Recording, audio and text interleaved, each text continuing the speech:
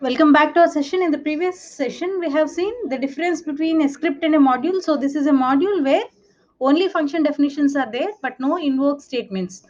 But this is a script or Python program which includes definitions as well as function call statements, right? So these three are function call statements.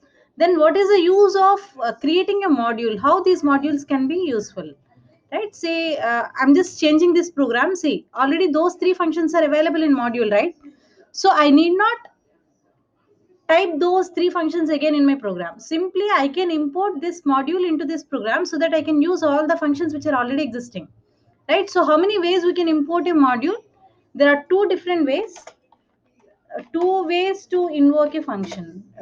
Two ways to invoke a module, right? So what is the first way? First method is by writing import statement, import. So what is the name of the module? Module 1, right? So this is how you are importing a module. So when module 1 is imported, then what happens? All these function statements are not now available for the script 1, right? In order to invoke the functions of a module, I have to prefix this module name with all these statements, right? So before all these statements, I have to include that module 1 dot sub and module 1 dot is prime, right? Now, see, let me close this and let me execute this function. If I run this code, getting output, yes, right? So let me change the value. Let me change it to 33 and let me change it to 15. Let us see how this output will work. Is it okay? 33 is not a prime number, right? So this is addition result, subtraction result, and is prime result. This code is now very simple, isn't it? So when compared to earlier program where I have used all the functions, I have written all the functions in the same code. It's very simple, right? So just import that module and invoke the functions which are defined inside that module 1, right? So this is one way of importing module. There is another way of importing a module, that is by using the statement from module 1. Okay, from module 1 import. So I just want to import add function. I'm not going to import other two functions. Say for example, there is a module with 20 or 30 functions. I may not need all the 20 functions in my program. Rather, I need only some of those functions, right? So then I can mention those function names here.